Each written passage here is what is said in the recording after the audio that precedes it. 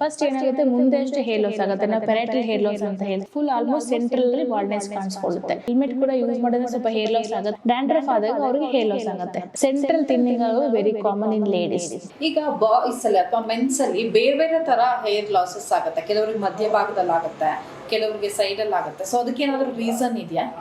ಇಲ್ಲ, ಆ ಥರ ಎಲ್ಲ ರೀಸನ್ಸ್ ಇರಲ್ಲ. ಯೂಶಲಿ ಹೇರ್ ಲಾಸ್ ಅನ್ನೋದು ಸ್ಟಾರ್ಟ್ ಆದಾಗ ಅದು ವೆರಿ ಸೈಕಲ್ ಇರುತ್ತೆ, ಸ್ಟೇಜಸ್ ಇರುತ್ತೆ. ಅದು ಫಸ್ಟ್ ಏನಾಗುತ್ತೆ ಮುಂದೆ ಅಷ್ಟೇ ಹೇರ್ ಲಾಸ್ ಆಗುತ್ತೆ. ನಾವು ಪೆರೈಟಲ್ ಹೇರ್ ಲಾಸ್ ಅಂತ ಹೇಳ್ತೀವಿ. ಫಸ್ಟ್ ಪೆರೈಟಲ್ ಹೇರ್ ಲಾಸ್ ಆಗುತ್ತೆ. ಆಮೇಲೆ ಸೆಂಟ್ರಲ್ ಲೈಕ್ ವರ್ಟೆಕ್ಸ್ ಅಂತ ಹೇಳ್ತೀವಿ, ಸೆಂಟ್ರಲ್ ಅಲ್ಲಿ ಹೇರ್ ಲಾಸ್ ಆಗುತ್ತೆ.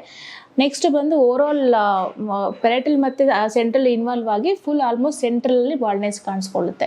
ಸೊ ಆ ಥರ ಒಬ್ಬರಿಗೆ ಏನಾಗುತ್ತೆ, ಈವನ್ ಹೆಲ್ಮೆಟ್ ಕೂಡ ಯೂಸ್ ಮಾಡಿದ್ರೆ ಸ್ವಲ್ಪ ಹೇರ್ ಲಾಸ್ ಆಗುತ್ತೆ. ಲೈಕ್ ಹೆಲ್ಮೆಟ್ ಯೂಸ್ ಮಾಡಿದಾಗ ಏನಾಗುತ್ತೆ, ಸೆಬೋರಿಕ್ ಅಂದ್ರೆ ಡ್ಯಾಂಡ್ರಫ್ ಆಗುತ್ತೆ ಜಾಸ್ತಿ. ಅವಾಗ ಏನಾಗುತ್ತೆ, ಡ್ಯಾಂಡ್ರಫ್ ಆದಾಗ ಅವ್ರಿಗೆ ಹೇರ್ ಲಾಸ್ ಆಗುತ್ತೆ. ಮತ್ತು ಅದು ಒಂದು ರೀಸನು, ಒಬ್ಬರಿಗೆ ಸೆಂಟ್ರಲಲ್ಲಿ ಹೇರ್ ಲಾಸ್ ಆಗಿರುತ್ತೆ. ಅದು ಬಿಟ್ಟರೆ ಡಿಫ್ರೆಂಟ್ ಇದಕ್ಕೆ ಏನು ಸಪ್ರೇಟ್ ರೀಸನ್ಸ್ ಎಲ್ಲ ಏನಿರೋದಿಲ್ಲ.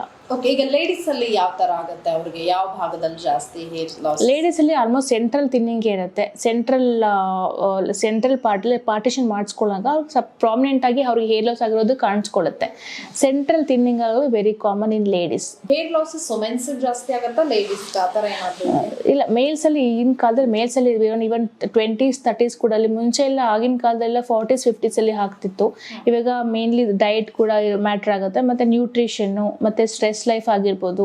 ಸೊ ಇದೆಲ್ಲನೂ ಮ್ಯಾಟ್ರ್ ಆಗುತ್ತೆ. ಸೊ ಓವರ್ ಆಲ್ ಮೇಲ್ಸ್ ಅಲ್ಲಿ ಮೋರಾಗಿ ಕಾಣಿಸ್ಕೊಳ್ತೀವಿ. In very early young age ಕೂಡ ಈ ನಡುವೆ ನಾವು ನೋಡ್ತಾ ಇದ್ದೀವಿ.